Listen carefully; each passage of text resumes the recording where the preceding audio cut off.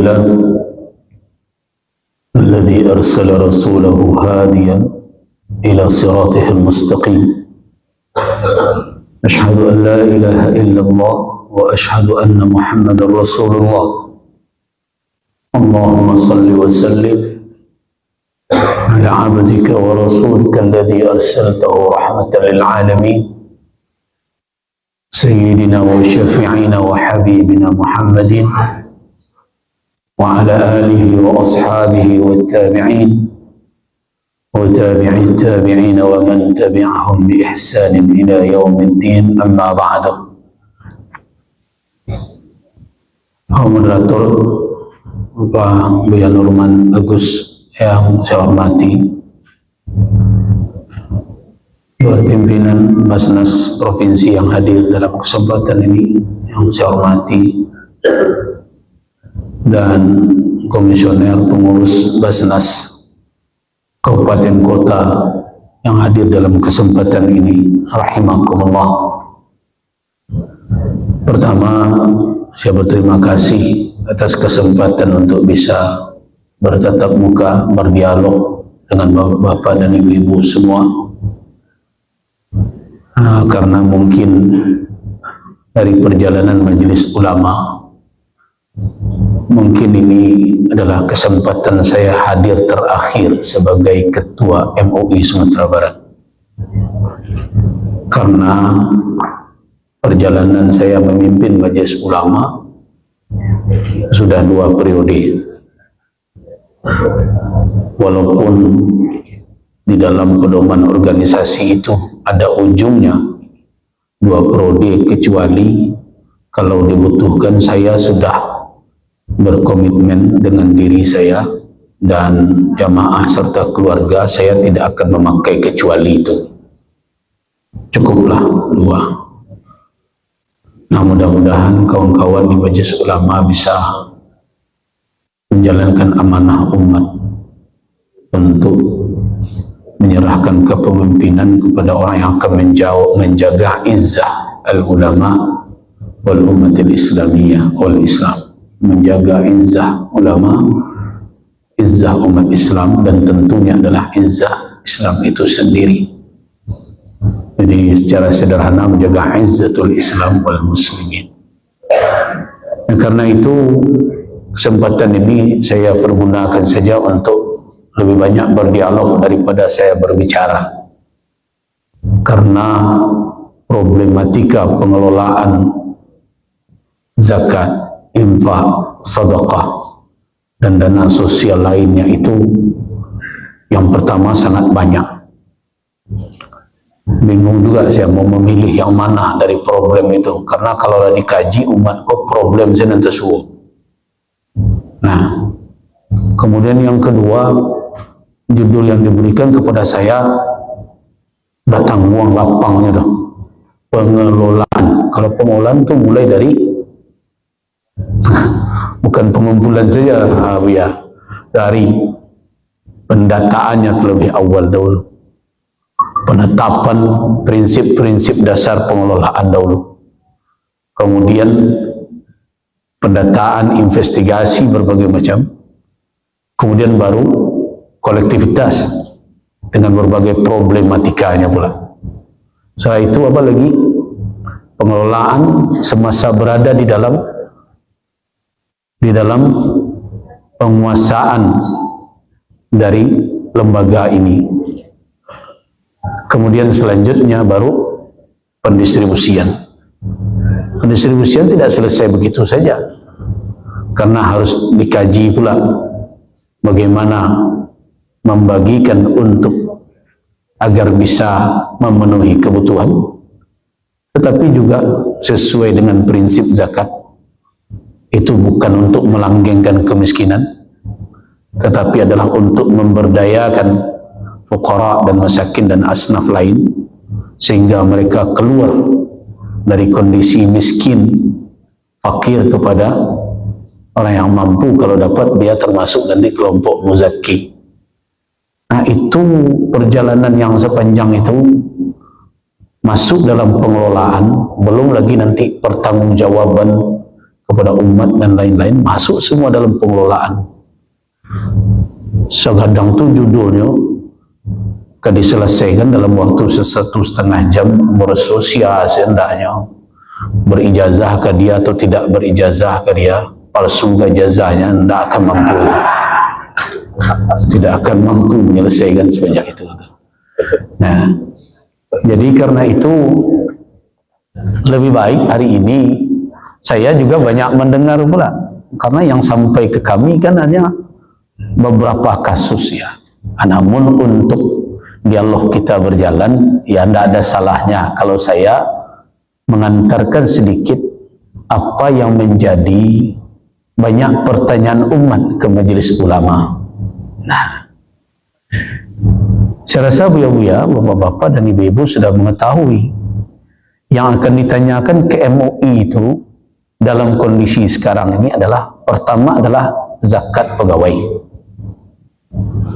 Itu bertubi-tubi itu, baik melalui WA, Instagram, atau media-media sosial lainnya. Tapi sampai saat ini yang menarik, dari orang yang bertanya itu tidak ada yang berani tulislah pertanyaan itu secara resmi ke majelis ulama. Nah, lailun ado sampai kini nih. Tapi nantinya bertanya di berbagai media banyak. Nah, tetapi tentu ulama tidak mensyaratkan jawaban itu harus ditanyakan secara resmi kalau memang itu sudah menjadi kegelisahan umat. Nah, karena itulah makanya saya berinisiatif untuk berkomunikasi, berkoordinasi dengan Dewan Pimpinan Basnas Provinsi agar sesegera mungkin ini dibicarakan dan dimudzakarahkan. Nah, tapi untuk sampai ke tingkat pembicaraan dan mudzakarah yang terukur, saya meminta di dalam rapat koordinasi ketika itu ada datang pimpinan Basnas, karena kita membutuhkan berbagai data, saya meminta agar disiapkan dahulu data-data dari pihak-pihak yang berkompeten, baik secara keilmuan maupun secara kewenangan, supaya data-data itu bisa menjadi salah satu ukuran yang akan dipakai di dalam menetapkan keputusan yang akan dilahirkan oleh lembaga keulamaan. Nah, itu makanya salah satu saya minta bicara tuh Dinas Perdagangan, sejauh mana perubahan kondisi perekonomian, salah satunya termasuk adalah harga emas yang naik turun itu. Nah, terhadap apa? Terhadap kondisi kehidupan masyarakat kita. Kenapa itu perlu? Karena kalau kita telusuri dalil-dalil syar'i di dalam Al-Quran dan Sunnah, walaupun kita sudah temukan ada batasan-batasan asnaf dengan alqab, dengan penamaan masing-masing di dalam surat At-Taubah itu, ada fuqara, ada masakin, ada gharimin, ada amilin, ada mu'allaf qulubuhum, ada riqab, dan seterusnya fi sabilillah, ibnu sabil. Itu penamaan-penamaan itu, di samping kita di dalam penelusuran kajian tafsir dan juga dalam fiqih tidak menemukan seluruh al-musamma yang disebut di dalam ayat itu, ittafaqal ulama fi, tidak semuanya disepakati. Nah, karena tidak semua disepakati itu, ada sebagian yang memahami salah satu asnaf itu seperti karet dan tidak tahu ukurannya. Apa itu? Fi sabilillah. Sadonya fi sabilillah. Nah, ada yang datang dulu ke MUI, kan bisa masuk fi sabilillah, ya. Kalau model iko memahami fi sabilillah, nanti kalau ada orang bertanya bara asnaf penerima zakat, sabut sudah cie. Lepas tu, itu fi sabilillah sedonya itu. Ya kan? Membantu orang fakir fi sabilillah enggak? Fi sabilillah juga. Menolong orang miskin fi sabilillah juga. Melepaskan kesulitan ibnu sabil fi sabilillah juga. Orang yang terlilit utang fi sabilillah juga. Nah, kalau fi sabilillah kau kan dibuat model kajai bara panjangnya ke diri bisa lapang serupa iko, tak perlu selapan banado. Kalau bertanya orang nanti bara penerima zakat satu, apa itu? Fi sabilillah. Nah, jadi kejambo kalau model itu cara awak berijtihad, ini beresiko nanti ini. Tidak akan terkelola dana ini sesuai dengan maqasid, dengan tujuan zakat itu sebenarnya. Nah, ini salah satu yang pernah kita dialogkan. Karena itu saya minta kepada Basnas Provinsi, coba berikan kepada kami supaya nanti jangan ketika keputusan ini diambil kita tidak maksimal di dalam melakukan ijtihad. So ijtihad itu kan definisinya hampir bersamaan adalah badlu aqsal wus'i, yaitu mengerahkan daya maksimal.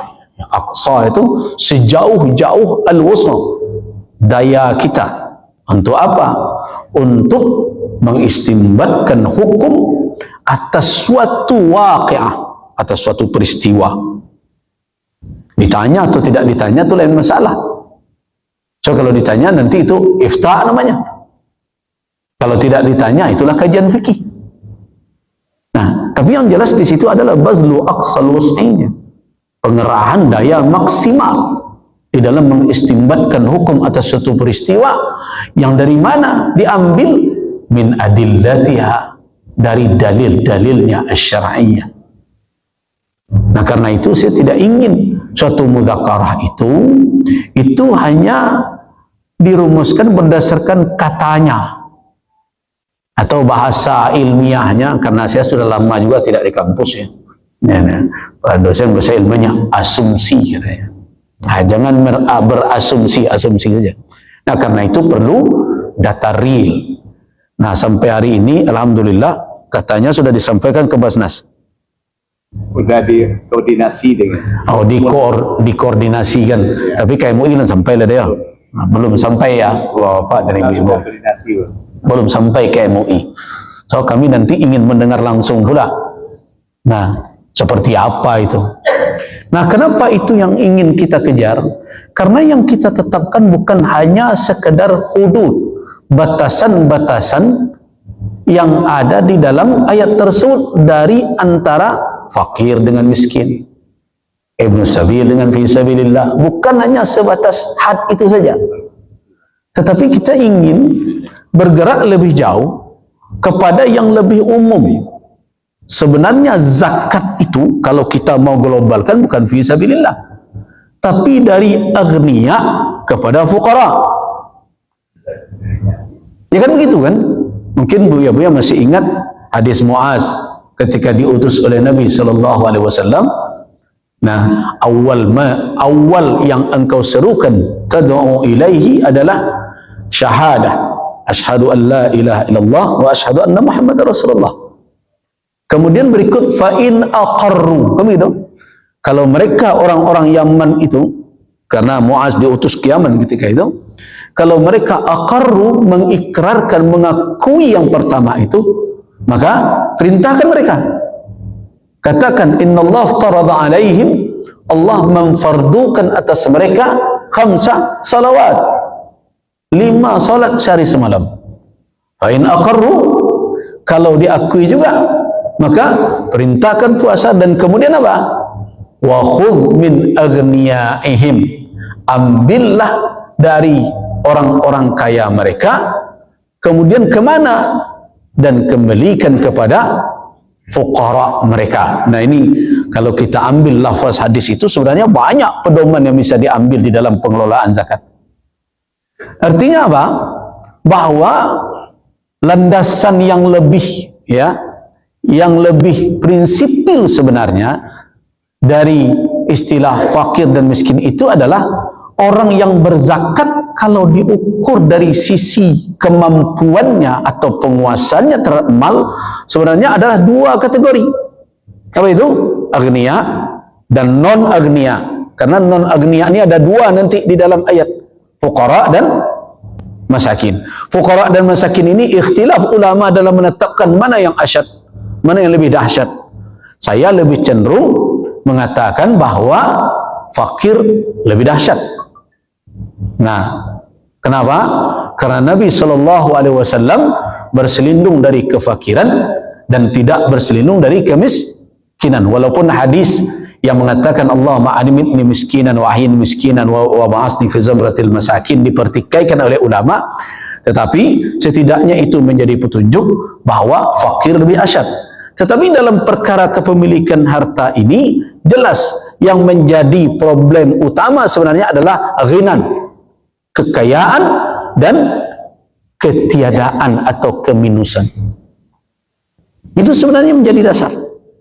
Nah, ini diperkuat dengan hadis-hadis sahih. Innamas sadaqatu an zahari ghani.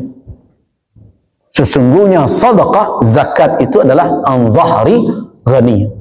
Itu diambil dari pundak orang yang ghani. Nah, ketika kita mendefinisikan ghani, inilah yang perlu diperjelas-jelas. Nah, inilah yang akhirnya kalau kita turunkan kajian itu, nah muncullah berbagai persoalan yang sekarang problematikanya sedang dipertanyakan. Pegawai. Nah, karena ada sebagian mengatakan kami tidak kayo gitu ya. Bah aku tidak kayo. Gaji kami yo 7 juta. Tapi rumah kami RSSS Tatigon sampai S-nya tidak tahu. Bautang. Bautang itu motor yang kami pakai untuk bekerja bautang loh. Dan karena ibu hanya ibu rumah tangga saja, nak mencari surangnya, anak bertiga, tanah bulan, ambon bon putih ya. Nah, kemudian gaji ambo dipotong dari bendahara. Separuh bulan ambo lah menukar utang loh. Apakah ambo kena zakat? Nah, ambo tanya beberapa pengurus zakat, itu kan tidak banyak kasusnya tuh ya. Persoalannya bukan banyak dan seketek. Masalahnya adalah itu terjadi atau tidak. Zakat itu tidak main global. Zakat itu adalah kewajiban masing-masing. Nah, dengan demikian saya rasa saatnya untuk duduk kembali bermuzakarah. Nah, itu makanya MUI mengarahkan itu muzakarah kalah balik. Kalau cukup lama MUI 2002 balik dahulu. Walaupun ketua bidang fatwanya waktu itu ambo, tetapi itu masih dipimpin ketua umum oleh Buya almarhum Profesor Dr. Nasrul Harun. Kemudian lah berganti lah je Buya Profesor Dr. Samsul Bahri. Kemudian kini lah 2 periode lo kamu. Apa ndak patut kita mengkaji kembali terkait dengan perkara kaya. Nah, ketika kita telusuri ulang, ternyata fatwa-fatwa yang berseliweran, yang bertebaran di mana-mana, tidak hanya sebatas nisab dan ukuran berapa yang dikeluarkan. Ternyata tidak sedikit pula di antara fatwa yang berkembang yang mau tidak mau kita dipegang oleh sebagian umat Islam. Nah, ini persoalan yang mendasar ini. Awak akan taruh mengkritisi. Bah, kok sembarang orang berfatwa saja? Kok bisa diambil saja fatwa itu? Awak ndak. Dan dari awal ndak mau berkomitmen. Negara yang tidak punya mufti itu kan negara awak sini. Itu Abdul Mufti. Abdul Mufti ada. Yang tidak punya mufti sebenarnya, yang berkedudukan sebagai mufti itu tidak ada. Kenapa? Karena MUI fatwanya itu boleh didengar dan boleh tidak didengar, kecuali kalau dalam nomenklatur tertentu dia dikukuhkan oleh apa? Oleh perundang-undangan atau peraturan-peraturan. Nah, Basnas dalam hal ini termasuk dan ragu-ragu loh. Jadi kalau Basnas ragu-ragu merujukkan, saya tidak tahu apakah di kabupaten kota intens tidak. Kalau di MUI Sumbar, alhamdulillah. Kalau ada persoalan, Basnas duduk dengan MUI. Tapi kabupaten kota sepertinya tidak semuanya. Nah, ketika kita tidak bisa merumuskan, berkomitmen bahwa fatwa ini dari mana isdarnya, penerbitannya, jadi jangan salahkan pula umat mengambil fatwa yang lain. Nah, di antara fatwa yang bertebaran, entah dari mana asalnya, Buya-buya wafat tahu tuh, bahwa mereka mengatakan tidak ada zakat. Nah, tuh zakat profesi itu bid'ah. Nah, bawa menegakkan umat mengambil fatwa itu. Tuh awak sendiri pun ragu-ragu di dalam merujuk fatwa. Nah, itu catatan penting waktu itu. Makanya ketika Basnas RI ketika bertemu saya waktu itu, saya katakan saatnya Basnas memperjelas bahwa dalam berbagai persoalan terkait dengan fatwa, kalau betul harus ada 3 tadi apa? Amannya ya. Kalau betul aman syar'inya itu kepada siapa, rujukan aman syar'inya itu harus eksplisit dan tegas. Nah, dengan demikian MUI juga berani mengatakan ini sudah fatwa kami. Oh, terjadi ikhtilaf, iya, dalam ikhtilaf itu kami pilih ikhtiarat fiqhiyah, itu kan boleh. Berapa banyak ikhtilaf dan terjadi, tapi harus dipilih oleh lembaga. Nah, ini sama dengan jual beli murabahah di dalam perbankan syariah. Tidak disepakati. Ada yang mengatakan bai' murabahah itu haram, tapi kemudian karena dirujukkan kepada majelis ulama, akhirnya diputuskan berdasarkan kepada pilihan fikih, itulah akhirnya perbankan bergerak bai' murabahah halal dengan syarat ini. Nah, sekarang Basnas saya tidak melihat sampai ke situ komitmen tersebut. Nah, sehingga walaupun kita telah keluarkan, saya katakan, saya ringkaskan saja terakhir karena sudah 8:51. Nah, ketika kita membicarakan ini muzakarah majelis ulama yang paling lama saya pimpin ini, tidak putus-putus. Jadi ada 2 muzakarah yang tidak putus dalam satu kali pertemuan, tapi yang paling lama dari 2 topik ini adalah masalah zakat gaji, sampai 4 kali pertemuan. Terakhir di asrama haji Purpuk Tabiang, itu yang berdebat di kalangan ulama Sumatera Barat itu tidak main-main ketika itu. Saya saja pusing ketika memimpinnya. Kenapa? Yang berdebat ketika itu adalah Buya Amir Syarifuddin dengan Buya Khairuddin. Ada yang dari Padang Pariaman, almarhum keduanya sekarang. Mudah-mudahan Allah merahmati beliau berdua. Amin.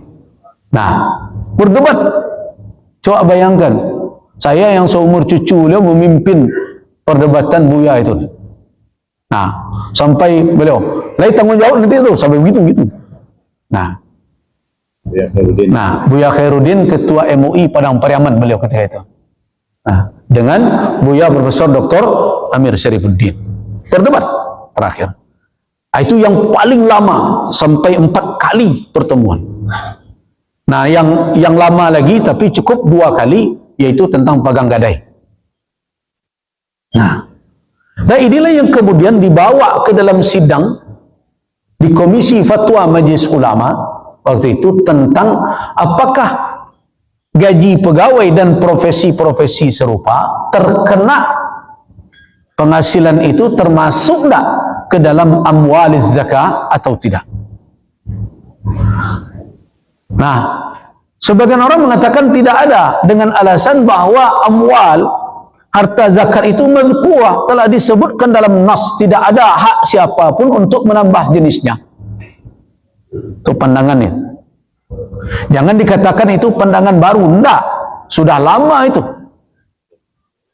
Bahkan sampai ke zakat pertanian pun ada ulama akan menjawab, apakah lobak alam panjang jelado itu kan zakat? Enggak. Baik itu zakat tumbuh-tumbuhan itu sudah disebut jenisnya. Jadi ada fatwa ulama seperti itu. Ada. Jadi tidak bisa kita katakan itu tidak ada pendapat. Ada. Nah, ketika MUI merumuskan, kita lihat sekarang kalau kita bergerak dari madhab ke madhab, dari qaul ke qaul, ijtihad kita tidak maksimal. Kenapa? Karena kita belum menimbang dalil. Ingat ya, di dalam teori ilmu usul, dalil itu kalau perkara qaul hanya sebatas qaul sahabi. Sebatas itu cuma. Turun ke bawah setelah qaul sahabi, tabi'in, tabi'in dan seterusnya, apalagi qaul Gus Rizal, tidak masuk sebagai dalil syar'i. Itu dua teori ilmu usul, termasuk yang menggabungkannya kalau dibuat teori ketiga, itu sepakat itu. Tidak ada dalil setelah qaul sahabi. Makanya tidak mengherankan kalau Abu Hanifah mengatakan, "Lau qala Allah azza wa jal, sami'na wa ata'na." Kalau Allah yang berfirman, sami'na wa ata'na. Wa qala Rasul, kalau Rasul yang bersabda, sami'na wa ata'na. Apabila ada sahabat wajtama'u alaih, mereka sepakat atas suatu pendapat, lan nakhruja, tidak akan kita keluar dari kesepakatan mereka. Wa idza qala ahaduhum, apabila berkata salah seorang mereka, waqtalafu, dan berbeda mereka di dalam perkataan itu, ikhtarna, kita pilih aqrabuhum, yang paling dekat dari pendapat mereka kepada Al-Quran dan Sunnah. Nah, tapi kalau sudah sampai kepada Sa'id ibn al-Musayyab, sudah sampai ke area tabi'in, maka humur rijal wa nahnu rijal, itu makulah populer, nyo laki-laki wa laki-laki, nyo kecek Imam Abu Hanifah. Nah, dengan demikian setelah sahabat tidak ada lagi, kecuali kalau terjadi ijma' yang menjadi dalil yang ketiga di dalam urutan hierarkis dalil-dalil syariat. Nah, jadi kalau ada yang mengatakan di dalam kesimpulan, kalau kita beranjak dari qaul ke qaul, kapan kita melihat qaul itu? Bukankah para mujtahid dulu mengatakan la yajuzu li ahadin ay yaqula qaulana, tidak dibolehkan bagi seseorang untuk mengatakan perkataan kami qaulana, kecuali illa ay ya'lama, melainkan dia mengetahui min aina akhadna qaulana, dari mana kami ambil qaul itu. Artinya ulama harus bergerak kepada apa? Kepada memeriksa sandaran-sandaran qaul itu. Nah, itulah yang dilakukan oleh MUI Sumatera Barat. Nah, di dalam sandaran-sandaran qaul itu dianalisa dengan ilmu metodologi yang ada, di antaranya adalah tentang keumuman dalil. Nah, jadi surat Al-Baqarah itu yang jadi rujukan. Umumnya dalil. Ya ayyuhalladzina amanu anfiqu min tayyibati ma kasabtum. Jadi kata ma kasabtum itu karena di situ ada huruf ma, sepakat ulama usul bahwa itu adalah min alfazil umum. Ya, makasih. Merupakan di antara lafaz-lafaz umum. Artinya apa? Kalau kita rujukan kepada teori usul fikih manapun di kalangan para ahli usul, kalau disepakati lafaz umum, maka yang umum itu berlaku sesuai dengan keumumannya, selama tidak ada yang mengkhususkannya. Nah, bahkan setelah dikhususkannya, yang umum itu juga bisa berlaku atas bahagian-bahagian yang tidak dikhususkan itu. Nah, dengan demikian ulama mulai mencari tahu apakah maka sabetum itu ada tidak taksisnya, ada tidak pengecualiannya itu. Nah, dicari. Nah, mulailah kita lihat ada dalil-dalil tentang zakat tijarah, ada dalil-dalil tentang zakat an-naqdain, emas dan perak, ada dalil-dalil Al-Quran dan Sunnah tentang zakat az-zira'ah,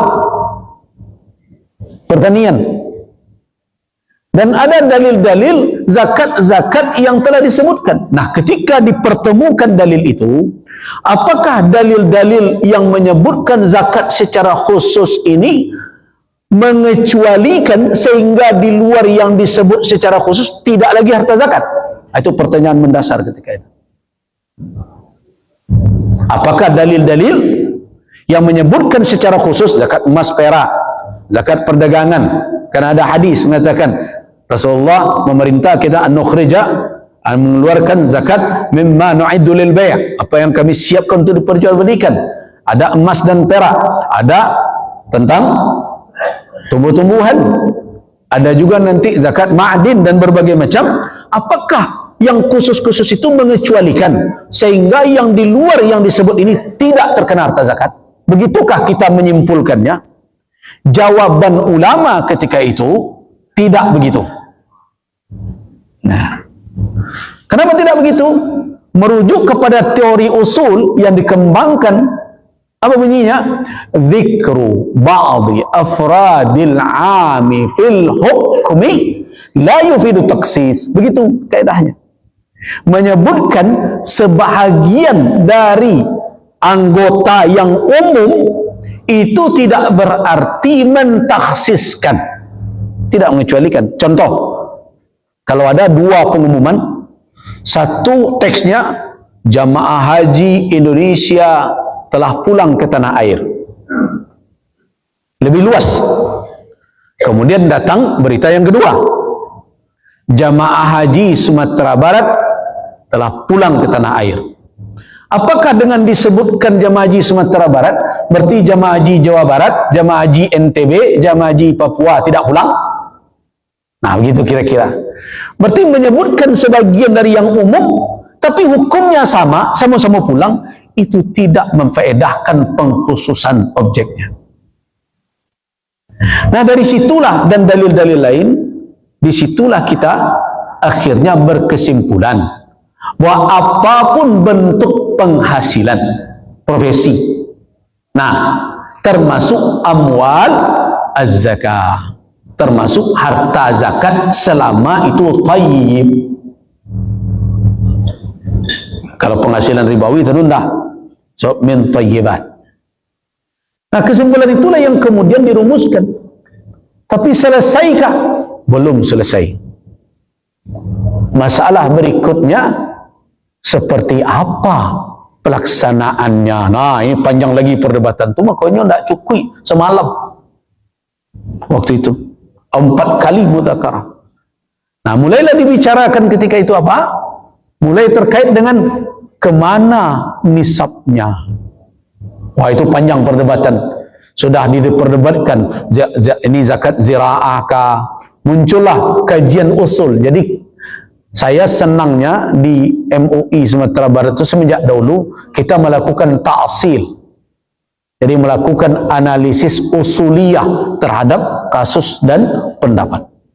Nah, ketika dilakukan taksil, mulailah dikaji tentang kias syabah, kias illah. Bisa tidak dimasukkan ke kias syabah? Kan dahulu punya ide, apa? Nisabnya ke pertanian, tapi keluarnya, nah, bantuannya nisabnya nak seketek ukurannya, nah, tapi keluarnya jangan banyak mana loh. Nah, akhirnya nisabnya ke pertanian, tibonan dikeluarkan Kami sajalah ke perdagangan. Nah, itulah berbagai macam panjang perdebatan. Nah, kemudian setelah terjadi perumusan-perumusan itu, enggak putus, dikaji lagi. Itu sebenarnya pegawai kalau punya nisab tolong. Nah, mulailah terjadi pertengkaran waktu itu. Kenapa? Karena pegawai nak nerimo setahun loh. Dia nerimo 2 bulan. Nah, di sini terjadi perbedaan pendapat tajam waktu itu. Buya Khairuddin mengatakan kalau akan dihitung di akhir tahun saja. Setelah dikalkulasi diterima berapa. Kata Buya Amir Syarifuddin, bisa. Kenapa? Karena negara telah menganggarkan 1 tahun dan dia dianggap telah diperuntukkan untuk dia, dan negara berhutang selama 12 bulan kepada pegawai. Nah, panjang tu perdebatannya. Nah, ini perdebatan yang cukup panjang. Saya masih ingat ya, karena waktu itu saya yang memimpin dengan Pak Edi Safri perdebatan itu. Nah, akhirnya tidak dipakai kias sabah. Kenapa? Karena sesuatu yang akan dikias itu kalau hukumnya tidak ada. Sebab antara furu' dengan asal, furu' itu adalah qadiyah, kasus yang tidak ada hukumnya. Baru dia dikias. Ngapain kita ribut-ribut membicarakan kias? Kenapa? Tanyalah ke pegawai itu. Pegawaiku menerima padi, menerima piti. Kan menerima piti. Piti itulah ada hukumnya enggak. Kenal lah. Tengah dicari kias-kias sebagai. Kan piti nanya bacinya. Dan dia giakan dulu kan apa rekening-rekening. Dia giakan piti. Iko zakat piti itu kecen. Iko padi iko. Baca cara berpikirnya kok. Dengan itulah akhirnya perdebatan itu selesai. Tidak perlu kepada kias-kias. Kenapa? Yang diterima oleh pegawai itu uang. Zakat uang itu sudah sepakat ulama. Itu mengani cari hukum lain. Hukum lahado kemudian mencari yang berkiaskan. Nah, itulah yang akhirnya mengakhiri. Jadi rupanya perdebatanku adolon hendak rumit benar selesai. Pertanyaan ketika itu, wah aku lebih malam mencari kias sabah kah, kias illah lah. Dicari lo sabahnya ke siku seperti miripnya, ikut seperti miripnya. Kalau illat ba'a mengistimbatkan illatnya seperti ukurannya, ba'a masaliknya. Panjang kajinya malam-malam. Nah, rupanya terakhir selesai dengan apa itu? Kira-kira nanti terima pegawai apa? Piti itulah dola zakatnya. Ketentuannya. Allah itu mengawak cari hukumnya dah. Mengagar jawab assalamualaikum. Akhirnya berujung dengan ini zakat uang. Yang dipersoalkan sekarang apakah nisab itu telah dimiliki atau tidak. Nah, jadi kalau kemudian kesimpulan-kesimpulan itu diperdebatkan, saya katakan sangat mungkin. Jadi makanya basabah basnas itu menghadapi itu. Jadi jangan dikecekkan awak mantan kayu tagak lurui kok. Enggak. Ini adalah hasil dari ijtihad yang itu memiliki sudut pandang yang berbeda. Jadi kalau berbeda orang Jawa, tak bisa awak mengecekkan orang tu tak batu dah tu.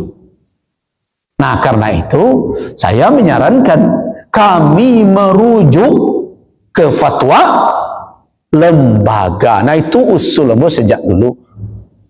Bukan ambo nak satu di urusan basnas. Kadang-kadang ada dulu curiga. Kalau satu lu ya kacau nya. Ndak, ambo nak satu gitu. Kalau nak tahu ambo nak satu urus zakat gua ada tu nampak ambo dari Kabupaten Solo. Saya yang membuat pertama sekali perda zakat. Mungkin secara nasional.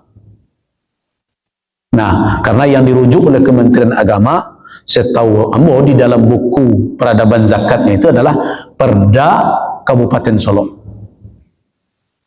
Nah, perda Kabupaten Solo, perda zakat lebih dulu daripada perda Aceh.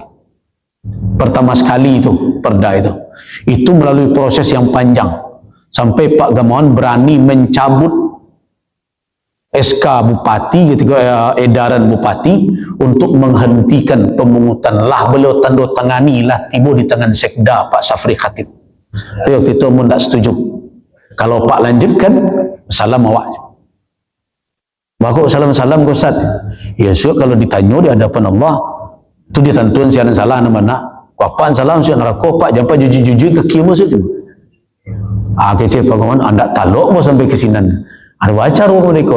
Pak batalkan dulu edaran itu. Dibatalkan, ditelepon, tegak beliau ke telepon sekda. Nah itu nan jarang wak temui pemimpin gini. Baca, yo, petang tu lah. Oh tinggal bagian saya lah pak. Lah dia kan tu di meja mu. Anda usahlah cabai sila balik lu. Apa aku itu? Kau biar aku serizal mengkuabonya tak setuju dah. Wak sarah saya ke MUI dulu. Nah itulah terjadi muzakarah berulang kali Kabupaten Solo dan melahirkan perda zakat di Kabupaten Solo. Tapi nan anehnya apa? Walaupun fatwa ini telah dikeluarkan 2012 dan saya ikut merancang juknis perda itu dahulu di Convention Hall di Alam Panjang, tapi yang berlaku di Sumatera Barat, di Kabupaten Solo saja, tidak bersesuaian dengan fatwa Majelis Ulama Sumatera Barat tersebut. Walaupun kemudian kita bisa berdebat panjang di MUI ketika itu, untuk apa? Untuk jangan bergerak menyamakan zakat pegawai dengan ziraah, dengan pertanian. Itu saya ikut waktu itu menyampaikan. Akhirnya dirujuk oleh MUI adalah zakat emas dan merujuk kepada harus dikeluarkan kebutuhan pokok minimum. Kenapa kebutuhan pokok minimum? Kalau kebutuhan pokok saja, orang tak tahu mana pokok, mana tak pokok ini loh. Itu makanya dipakailah. Memang di sini sependapat dengan apa yang dikemukakan oleh Syekh Yusuf Al-Qaradawi rahimahullah, yaitu haddul kaffaf. Jadi kaffaf ya, haddul kaffaf, batas minimum. Kaffaf itu kan mubalaghah, yaitu minimum, bukan berarti kebutuhan. Sebab kalau kebutuhan tidak akan pernah ada ukurannya itu. Orang merasa butuh saja seduanya, dan tidak butuh saja. Nah karena itulah haddul kaffaf. Merasa itu sekedar untuk mengingat-ingatkan yang pernah berlalu, dan mudah-mudahan ini bisa menjadi catatan-catatan untuk kita membenahi. Dan termasuk juga perkara nisab. Tadi saya bicara dengan beberapa orang, saya berharap karena ini perkara kaya dan miskin, itu sangat ditentukan dengan apa? Kebutuhan dan kemampuan. Dan itu tentu akan berbeda.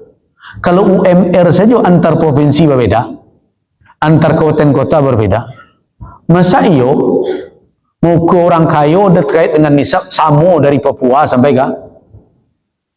Kan tak mungkin itu. Jadi saya berharap ada hendaknya usulan dari Rakor, ini Rakor namanya kan, Rakorda kan bisa mengusulkan ke Basnas RI agar penetapan nisab itu betul-betul mengacu kepada kondisi real. Saya katakan, saya garis bawahi kondisi real, bukan kondisi laporan. Nah, sebab saya juga bingung juga dengan berbagai laporan Iko ekonomi meningkat sekian persen, tapi yang nama bau aja masyarakat, dia jamaah, tapi mengaluh ini pagi petang. Ndak jual bali nih, seminggu dah pecah talu aja dong. Tapi ekonomi meningkat dia sekian persen, nah meningkat sia, dan bingung buat hari itu. Nah, karena itu saya mengatakan adalah ekonomi itu harus dilihat dari kondisi real. Artinya Basnas ketek bekarajo untuk mencari kondisi pasar. Data-data yang tadi dari dinas-dinas kita ambil, tetapi harus dilakukan berdasarkan survei. Cuma itu tidak mungkin tiap bulan survei. Itu ambil survei sebetihu saudara. Nah, harus dibuat pula kan parameter-parameter untuk menentukannya. Nah, karena itu saya berharap ada usulanlah dari Rakorda ini ke Basnas RI agar perkara nisab tidak usahlah disentralisasi dari Jakarta, karena berbeda kebutuhan. Jangankan antara Jakarta dengan Padang. Padang jalan panjang sama beda. Kalau di Lampajang orang perlu sayur, dia bisa jalan ke belakang rumahnya. Basuh pucuk ubi dia, pucuk lelidi. Tapi kalau di Padang orang perlu sayur ke belakang rumahnya, pucuk pagar rumah orang nanti suruh. Nah dengan itu kos kehidupan akan berbeda. Itu bawa menetapkan kayu tak kayu dengan dicari dari pusat itu satu-satu. Cara saya itu tidak rasional. Tak ada yang bisa menerima hal itu. Nah, apa salahnya kalau Rakorda ini juga membuat usulan-usulan untuk dipertimbangkan di dalam pertemuan-pertemuan di Basnas tingkat nasional. Allah a'lam. Terima kasih. Mohon maaf, dan insyaallah saya punya waktu kira-kira 30 menit lagi. Assalamualaikum warahmatullahi wabarakatuh. Terima kasih kepada yang Haji Ustaz Kesehatan CMG yang telah menyampaikan beberapa hal yang dapat kita bersama dan kita terkesima semuanya. Karena ini persoalan yang vital dalam kita dalam mengelola saat ini. Banyak adalah alasannya seperti ini. Dan kami dari Basnas Provinsi selalu berkoordinasi, ada persoalan-persoalan selalu kita koordinasikan. Nah, termasuk terakhir itu adalah itu atas rekomendasi atau semacam saran dari MUI supaya bagaimana pertimbangan dan terhadap ekonomi umat di lapangan dengan pengaruhnya dan kenaikan daripada emas ini. Nah, kami sudah bertemu dengan Dinas Perindustrian dan Perdagangan Provinsi Sumatera Barat tadi baru secara lisan, belum tertulis, dan memang sudah tertulis. Itu nanti jadi suatu landasan nanti oleh MUI mengadakan saudara. Nah, tadi sudah ada kami sampaikan terhadap kebutuhan pokok tidak banyak pengaruh, kecuali hanya ketika hari puasa, kemudian lebaran, kemudian tahun baru, kemudian gangguan-gangguan. Itu hanya orang krisis, belum lagi tertulis. Tapi ada yang mendapatkan secara ekonomi, yaitu adalah UMKM. Nah, UMKM itu memang ada dalam, tapi itu belum bisa tertulis. Tulisan yang harus disampaikan oleh koordinasi. Nah, oleh karena itu Bapak dan Ibu, mungkin juga ada masukan-masukan dari kita yang disampaikan tadi. Atau mungkin persoalan-persoalan yang terjadi di tengah-tengah umat kita kalau kita mengelola saja.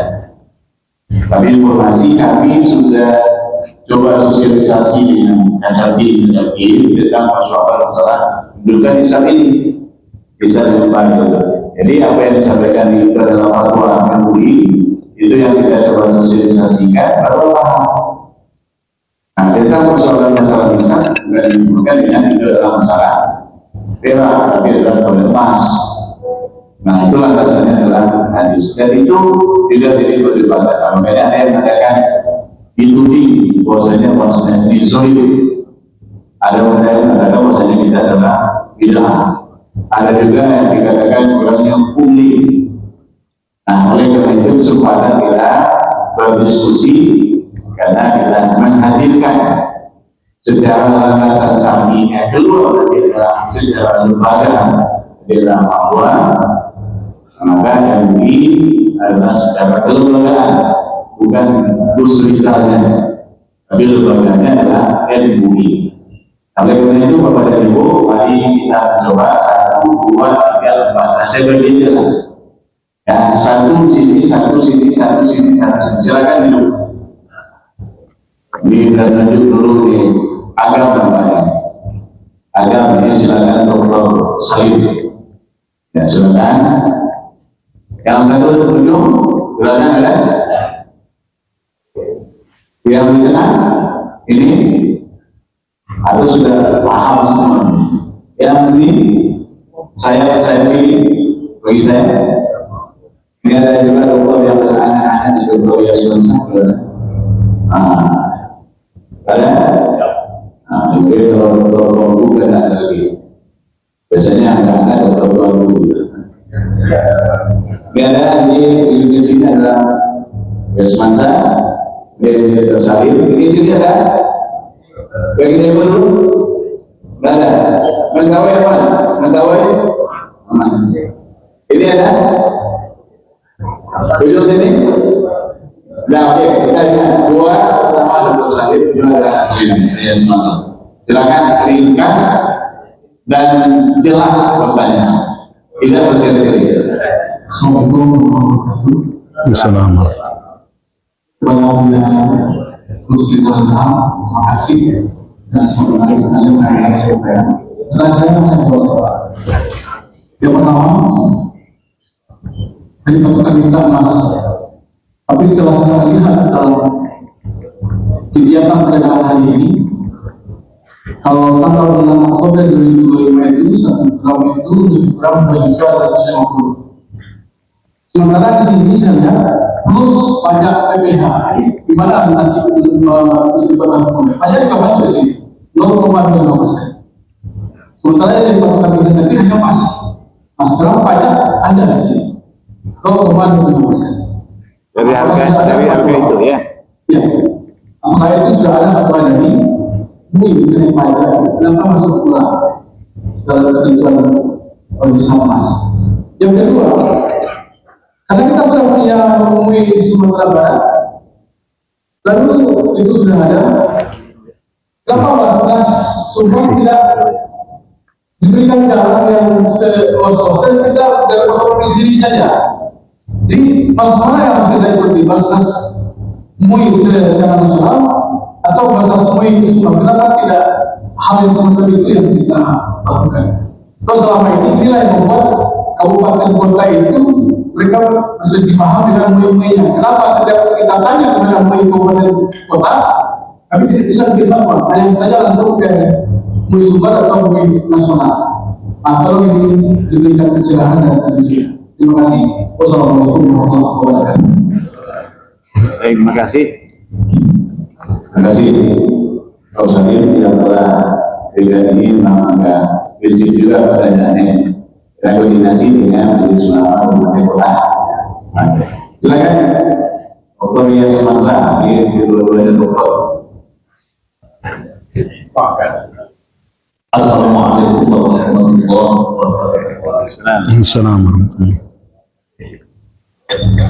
Bapak pimpinan kita semua dan khusus tentunya Ketua MUI Sumatera Barat yang pertama dengan kondisi sekarang ini ya, tentu harapan kita sama agar segera nisab zakat secara Sumatera Barat ini perlu ada fatwa ini yang jelas untuk kedepannya, sehingga tidak terjadi seperti apa beberapa Basnas kita sudah didemo oleh ASN yang sudah didemo, bahkan sudah dikatakan kita sangat solid. Yang kedua, ada dengan nanti nisab zakat yang sama, ada dua dia. Yang pertama ASN yang benar-benar menjadi zaki, lalu dipotong gajinya, tunjangannya dan lain sebagainya zakat. Ada yang tidak sampai nisab gajinya itu kepada zakat, lalu dikenakan juga dalam bentuk infak, seperti ada yang sudah terjadi di beberapa provinsi lain. Nah, ini mungkin perlu kami jangan salah kaprah nanti di bawah di lapangan dengan masyarakat berbentrokan. Potongan zakatnya tetap 2,5%, tapi infaknya juga. Yang ketiga, tentang emas ini ada hadis dan fatwa MUI nomor 3 tahun 2003 itu. Ini nanti untuk tentang zakat pertanian, untuk hias sabar. Ini apa yang harus kita pakai ke depan ini? Apakah masih memakai PMA 52 atau pendapat Yusuf? Terakhir, yang keempat, perlu ada fatwa MUI tentang ada penggunaan zakat, dana zakat untuk umroh bagi pegawai ASN yang berprestasi. Terima kasih. Assalamualaikum warahmatullahi wabarakatuh.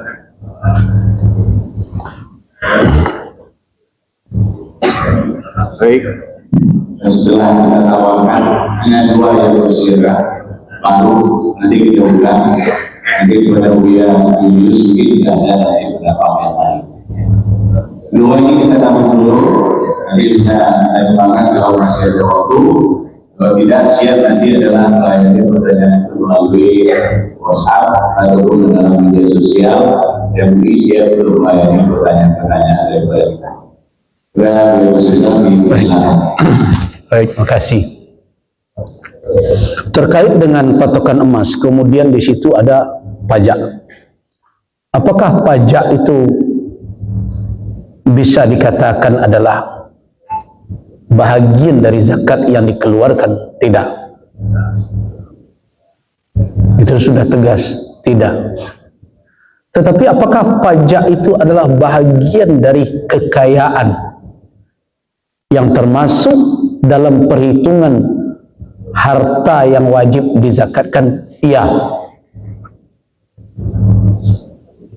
Artinya apa? Ketika menghitung zakat, maka apa yang dikeluarkan berupa kewajiban bernegara, apakah itu dari kekayaan kita? Iya.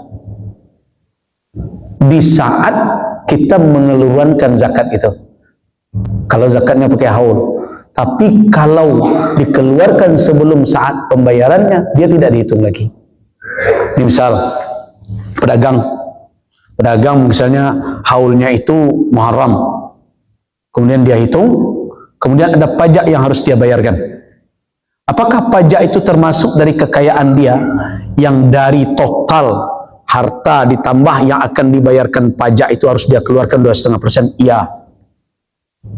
Nah, tetapi kalau dia keluarkan sebenarnya di bulan Syawal, kemudian ketika dia menghitung di bulan Muharram, pajaknya sudah dikeluarkan, apakah dia harus kalkulasikan lagi? Tidak, karena itu sudah dia infakkan, dia keluarkan untuk pembayaran pajak. Nah, sekarang terkait dengan zakat pegawai, mengapa ada pertimbangan? Saya tidak tahu pertimbangan Basnas ya, tapi analisa fikihnya kenapa dimasukkan PPh? Karena itu adalah kewajiban yang harus dibayar oleh pegawai dan itu bahagian dari harta dia. Nah, karena itu dikalkulasikan menjadi harta dia kesemuanya, berarti di dalam nisab itu masuk dalam perhitungan. Itu mungkin kemungkinannya, tapi realitanya apa dasar pertimbangan Basnas? Allahu a'lam, saya tidak tahu. Intinya apa? Bahwa antara zakat dengan pajak di Indonesia, nah saya menghadiri dahulu seminarnya di Malang, perdebatan panjang dengan dirjen di keuangan, dirjen pajak juga hadir. Kita Majelis Ulama meminta agar pajak itu mengurangi kadar zakat yang dibayarkan. Itu permintaan ulama. Saya ingat betul, saya hadir di dalam seminar itu. Ada pemakalah dari Malaysia berbagai macam waktu itu. Jadi permintaan ulama waktu itu adalah agar zakat itu mengurangi besaran pajak. Jadi zakat yang kita keluarkan, kalau zakat kita keluarkan 1 juta, kemudian pajak kita 2 juta, berarti kita cuma bayar lagi 1 juta saja. Tetapi pihak pajak tidak mau. Mereka hanya menerima zakat itu mengurangi harta wajib zakat, harta wajib pajak. Jadi kalau wajib pajak kita itu misalnya uang yang mesti kena pajak itu 100 juta, kemudian kita berzakat, ini misalnya 2,5%, kan 2,5 juta. Nah, kalau pajaknya 10%, berapa pajaknya? 10 juta. Kalau teori ulama, permintaan ulama, berarti orang tersebut kalau bayar 10 juta lagi dari pajaknya, dikurangi 2,5 juta, 2,5%. Berapa dia setor lagi pajak? 7,5. Itu teorinya, angkanya. Tetapi keinginan dari pajak ketika itu tidak begitu. Yang 2,5 ini mengurangi harta wajib pajak. Jadi 100 juta kurangi 2,5. Jadi berapa? 97,5. Nah, dari situlah diambil 10%. Berapa jadinya? 9 juta cari 50. Berapa kurangnya? 250 rupiah. Nah, kita sudah ya mungkin orang kadang kan kalau saya mendebat di sana sampai ke Siko pun kan ada orang mengecek nama karyawan. Saya debat habis nih. Ini tidak adil karena beban kepada umat Islam itu berlipat-lipat. Nah, sedangkan teori ini dipakai di Malaysia yang diusulkan oleh kita ini. Malaysia mengurangi harta wajib pajak. Nah, sedangkan kita tidak. Nah, dengan alasan itulah mungkin mereka memasukkan supaya nanti jumlah nisabnya naik dengan pajak itu. Berarti tidak mengurangi. Kalau dari perhitungan itu, untung itu dimasukkan. Kalau tidak dimasukkan, nanti kan dibayar juga. Menjadi sedikit akhirnya nisab. Nah, mungkin itu pertimbangannya. Nah, ini lahir dari apa? Dari perdebatan posisi zakat dengan pajak. Itu dasarnya itu. Nah, kemudian mana yang akan dirujuk? Kan kita tahu bahwa di dalam fatwa ada yang sifatnya qadiyah itu qadiyah ammah. Nah, ada yang qadiyahnya itu qadiyah khasah mahalliyah. Pernah Buya-buya pernah dengar itu kan? Kemarin ini ada perdebatan MUI diserang lagi. Kok MUI membuat ulama lokal, ulama apa? Ulama daerah, ulama luar daerah. Itu kan membacanya kan bukan dengan ilmu, dengan emosional. MUI mengatakan ulama dari luar. Artinya ulama yang ada dari luar, ulama yang ada di dalam daerah. Itu bukan labelisasi luar dalam, tidak. Tetapi menunjukkan apa? Peran dan fungsi. Jadi kalau kita cari kitab fatwa, kebetulan saya mengajar fatwa ini selama di Yayan Membonjol bertahun-tahun itu.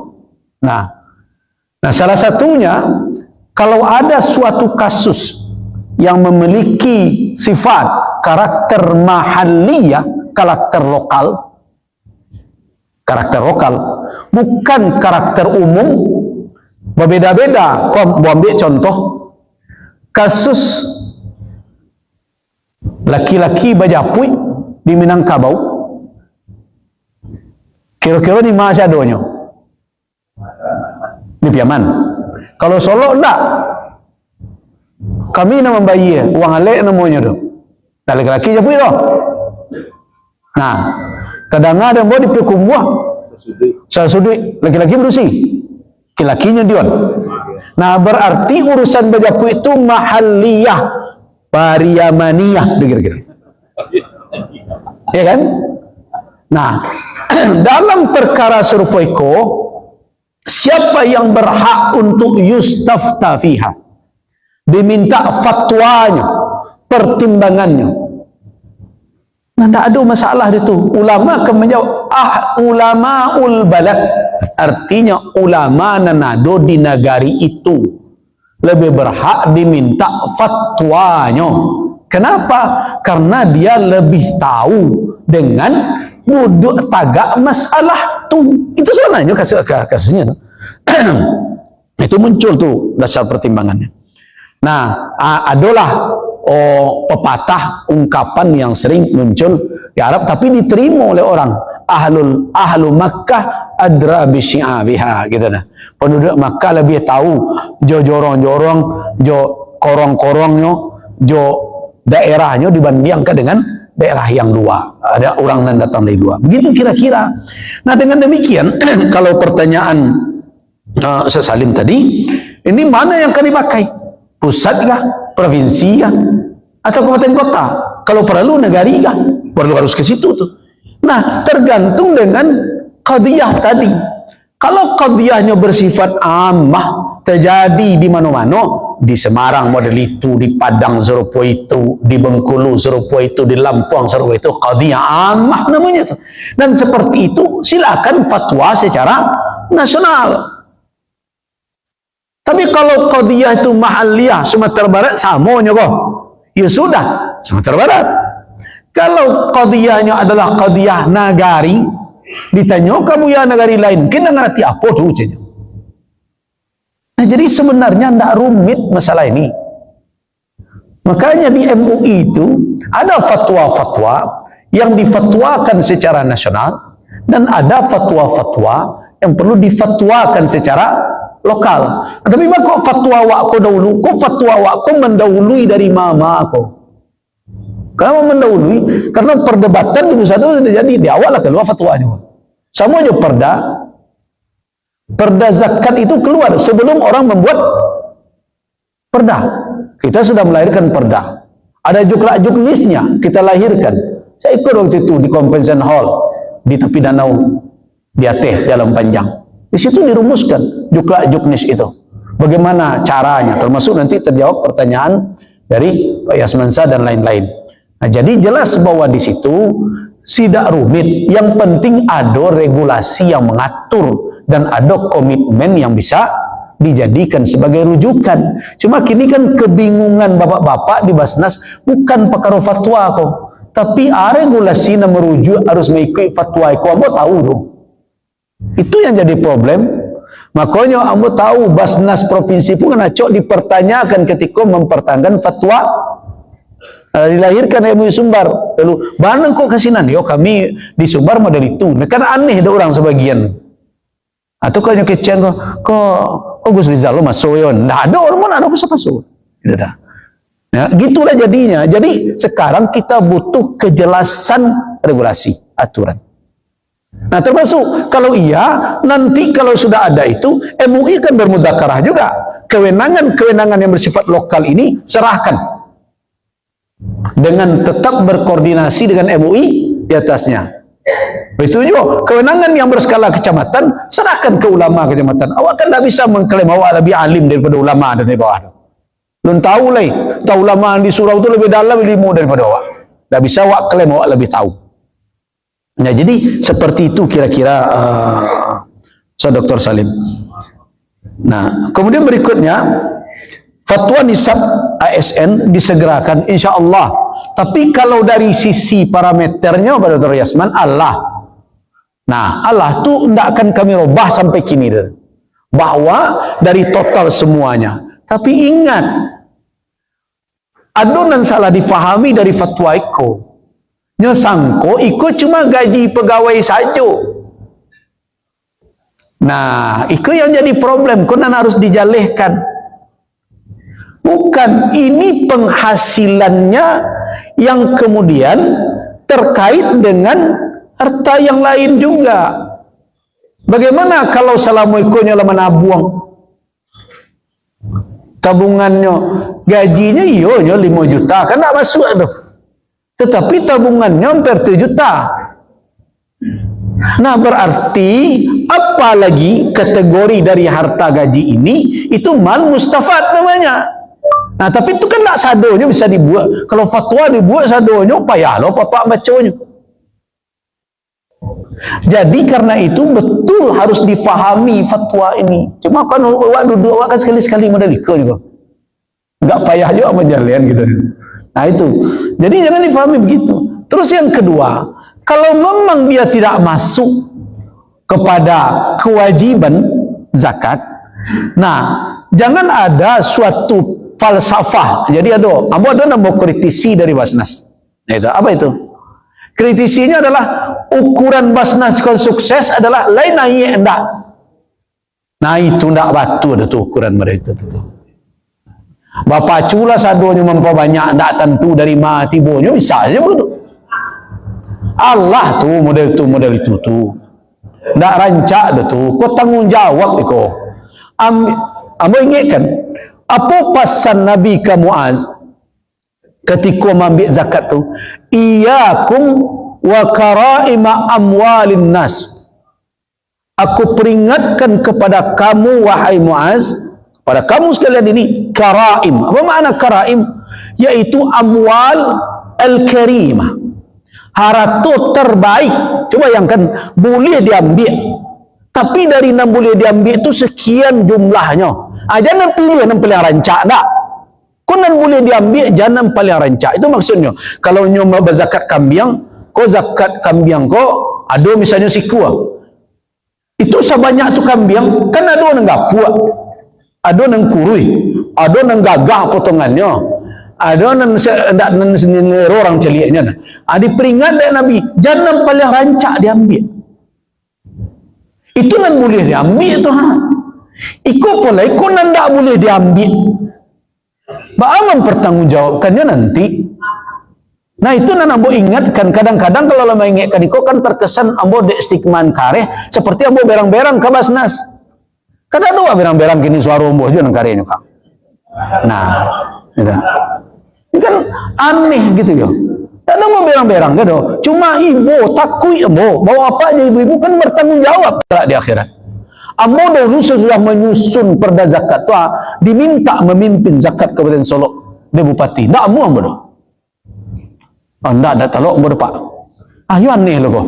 Ustaznya nyusun tuh ustaz lo ndak mau memimpin kok. Ambo ada talok, ambo ada keahlian itu loh.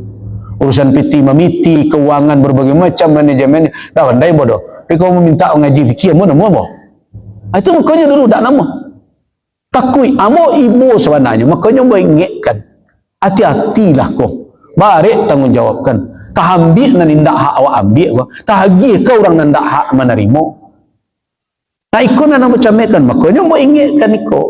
Hati-hati mengambil. Nah apalagi kalau memang tak ada kewajibannya, kemudian dibuat nomenklatur untuk solusinya. Infak tapi wajib. Janganlah serupa itu.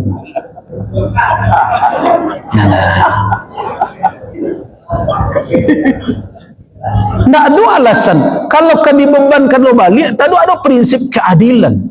Orang lain membayar zakat saya itu, membayar pajak saya itu. Kok awak zakat lah berlebih lo ke negara.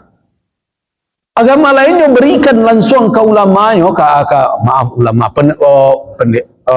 tokoh agama mereka, itu tidak ada kait dengan negara ada tu. Awak ndak pajak Allah, zakat Allah juga. Tu tidak boleh infak wajib cik lain. Apa ndak ibu awak ke masyarakat, ke umat. Nah itu makanya ambo berharap kalau memang tak masuk dahulu di dalam juknis dan membuat di kompensasi itu dahulu ada tawarannya iko, tapi tak boleh dipatok, diharuskan. Setelah jadi metodanya dulu karena waktu itu belum ada struktur Basnas, ada dulu buat namanya Dewan Syariah zakat iko. Jadi hasil kajian dan penelitian tim itu masuk ke Dewan Syariah. Nah, di preso, iko lolos, ko iyo, ko indak. Nah, tidak ada dulu angket. Tapi mau tak tahu apa masih ada angket tu tadi dah. Dulu angket tu berbuat berapa penghasilan saudara di luar gaji, berapa gaji. Kemudian berikutnya apakah saudara memiliki harta yang sampai nisab di tangan saudara, sampai model itu. Kemudian terakhir setelah diputuskan saudara termasuk muzaki atau tidak. Kalau tidak, nah, ada poin lain. Apa saudara kami tetapkan tidak termasuk sebagai muzaki karena belum memenuhi ketentuan sebagai muzaki. Namun kami menawarkan kepada saudara untuk ikut membantu membangun dan kebersamaan. Maukah saudara berinfak untuk pembangunan bermacam sebanyak dibuat itu poinnya ada 2.000, ada 4.000 sampai 10.000. Hanya checklist dan tanda tangan. Begitu rencananya dulu di dalam kapalo kami. Kecil kapalo abo, kecil saya bos orang menyusun. Dalam kapalo kami ketika itu membuat perda itu supaya jangan ada je infak wajib. Nah itu konsepnya. Tapi kalau tidak ada kewajiban wak paswan, apalagi nama umumkannya bukan Basnas lo, komandannya. Kalau komandan mau alih nama infak, indak nama boleh lihatnya tak boleh lihatnya terasa tu. Nah dengan itu akhirnya kita membebani. Nah makanya mau tak setuju dengan pemaksaan di luar yang kewajiban tadi. Nah itu sudah kita sampaikan. Jadi tidak usahlah. Jadi kalau mau mencari, ikut pengalaman sudah mau habis ya. Jadi ketika saya pernah berkunjung ke satu negara, saya sebenarnya berkunjung ke lembaga keulamaannya. Lembaga keulamaan. Saya ceritakan ini ke Basnas Bukit Tinggi ini. Saya datang, kemudian yang menarik lembaga keulamaan itu bisa meminta pengurus zakatnya untuk hadir menerima kami. Nah, dipanggil lembaga keulamaan karena memang kantornya tidak berjauhan. Nah, panggil, datang. Dan lembaga keulamaan itu bisa menyuruh pengurus zakat dia, coba jelaskan bagaimana urusan zakat kita dan perkembangan. Ada yang menarik. Mereka tidak sibuk sepanjang itu dia menjelaskan, walaupun tidak lama ya, tetapi dari penjelasan itu dia tidak tersita waktunya menjelaskan kolektivitas. Tidak bisa. Dia mengatakan kayak kita mengambil by data dan itu sudah diverifikasi oleh ulama. Jadi dia mengambil dari muzaki itu by data dan sudah dilakukan verifikasi oleh ulama. Ulama jadi penasihat syariah. Tapi yang menarik adalah distribusi. Dia keluarkan data, ini data mustahik kami tahun sekian. Ini data mustahik kami tahun ini. Dia buat beberapa tahun dan dia buat grafiknya. Kemudian yang menarik adalah data mustahik ini turun sedikit demi sedikit. Ini bukan naik.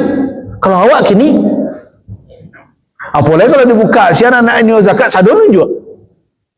Nah, jadi menurun sedikit-sedikit menurun. Nah, dia tahu mungkin kita akan menanyakan bagaimana menurunkan itu. Apakah orang tidak diagih lagi? Oh, ternyata tidak. Dia buatlah, dia jelaskan seluruh proses pendistribusian dengan kajian-kajiannya.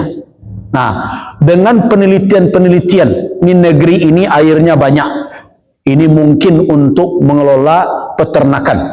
Nah, dia berilah di situ, dia tugaskan pakar peternakan ikan ya, untuk menjadi supervisor dari masyarakat di situ. Kemudian dia berikan terus.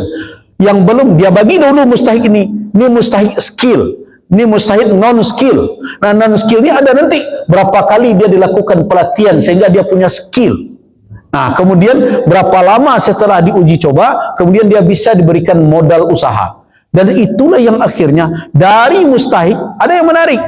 Kemudian dia katakan mustahik yang kami kurangkan ini, Pak Buya dia bilang kan begitu. Nah, itu sebahagian telah masuk ke muzaki. Nah, jadi ukuran-ukuran itu yang ditonjolkan orang. Ada awak setiap mendengar, boleh membaca je award kok. Naik pengumpulan sekian, wah itu sedarin. Tambah kecil kalau nak dapat award ambil je. Berarti orang itu boleh ngomong. Nah, ini yang harus kita usahakan. Nah, dalam rangka itu kita saling mengingatkanlah, saling menasihati, dan jangan lakukan hal-hal kasihan kita umat yang membuat umat terbebani di luar dari kewajiban mereka. Kok dapat kini umat kok ringankanlah. Walaupun dari informasi-informasi, ekonomi tidak ba'a-ba'a, mungkin secara statistik tidak ba'a-ba'a. Saya juga berkomunikasi salah satunya dengan Prof. Syafruddin Karimi.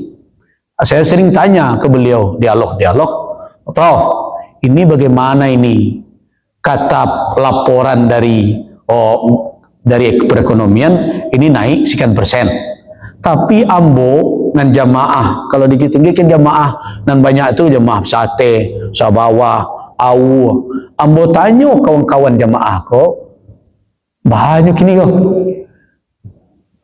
karya sekali yang banyaknya. Nantilah berjual Bali lagi setiap hari kini ada namanya sepakan aku cat halur ya. Temu kecian ikut naik sekian persen jo kenyataan awak temukan tu tidak seiring. Nah, ada jawaban dek beliau tu. Merasa Basnas sekali-sekali nanti kalau awak duduk memuzakarahkan iko, amba berharap Basnas undang beliau salah satu. Nah, sehingga beliau tahu data itu ba'a keluarnya, dan ba'a kadang-kadang kalau awak turun ke pasar itu tidak match kadang-kadang dengan apa. Mungkin perlu kita banding. Sebab kenapa? Ijtihad itu tidak boleh sembarangan. Nah, setelah awak dengar sadonya nanti baru awak bisa rumuskan. Nah, terakhir merasa itu amba mohon maaf karena masih ada kegiatan jam 10. Wafaqanallahu wa iyyakum lima yuhibbu wa yarda. Wabillahi taufiq wal hidayah. Assalamualaikum warahmatullahi wabarakatuh.